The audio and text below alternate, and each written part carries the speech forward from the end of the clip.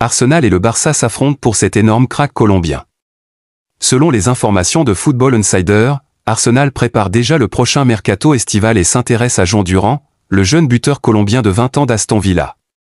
Le club londonien a fait de sa quête d'un nouvel attaquant sa priorité, et surveille également plusieurs joueurs à ce poste à l'instar de Dusan Vlahovic et Benjamin Sesko. Durant, la piste la plus fraîche, a un contrat avec les Villans jusqu'en juin 2028. Mais pour l'obtenir, Arsenal devrait être très convaincant car le FC Barcelone est également à l'affût dans ce dossier. L'international colombien, avec 12 sélections et un but à son actif, réalise un début de saison impressionnant avec 4 buts en 5 apparitions en championnat. À 20 ans, Durant se révèle être une grande promesse du football européen et pourrait rejoindre les rangs d'un top club très rapidement. Les dirigeants catalans qui recherchent déjà un successeur à Robert Lewandowski pour la saison prochaine auraient inscrit le nom de ce nouveau crack en tête de liste pour le mercato estival à venir. 3 joueurs du Barça à la porte de la sélection.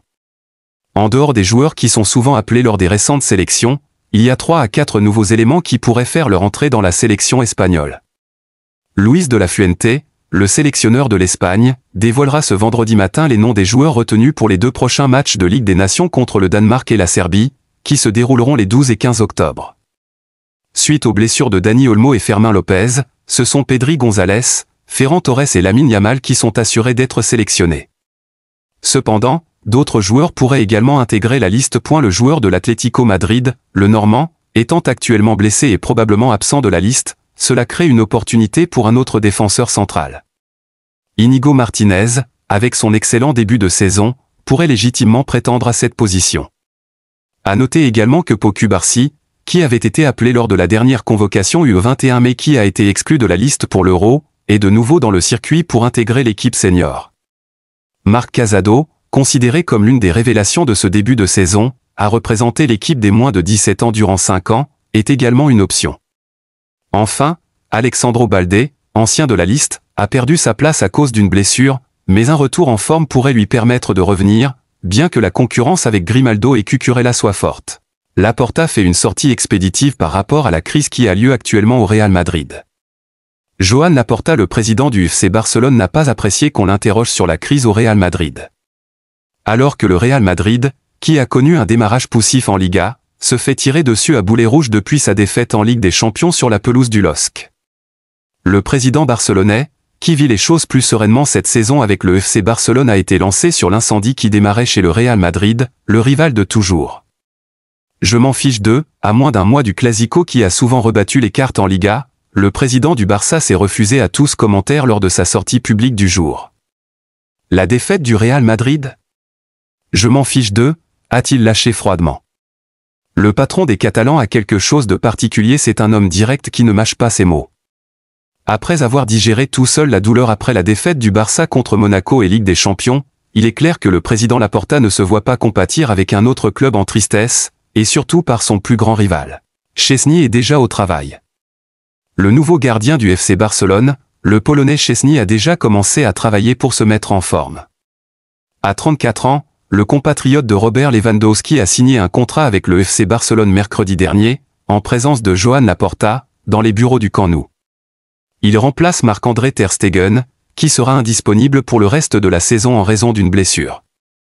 L'objectif est de remettre le gardien polonais en forme, d'autant plus qu'il avait déjà prévu de prendre sa retraite après le prochain championnat d'Europe. Néanmoins, l'opportunité de jouer pour le Barça, avec le soutien de son compatriote Lewandowski, a été trop séduisante pour lui. Szczęsny est déjà au travail.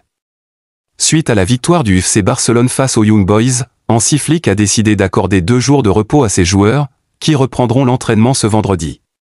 Cependant, le gardien polonais, Szczęsny, s'est rendu à Ciutat Esportiva Joan Gamper pour s'entraîner en tant que joueur du Barça. Ce vendredi, il s'entraînera avec ses coéquipiers en vue du match de dimanche prochain. Le gardien polonais aura du mal à être pleinement disponible après seulement 2 entraînements avec le groupe.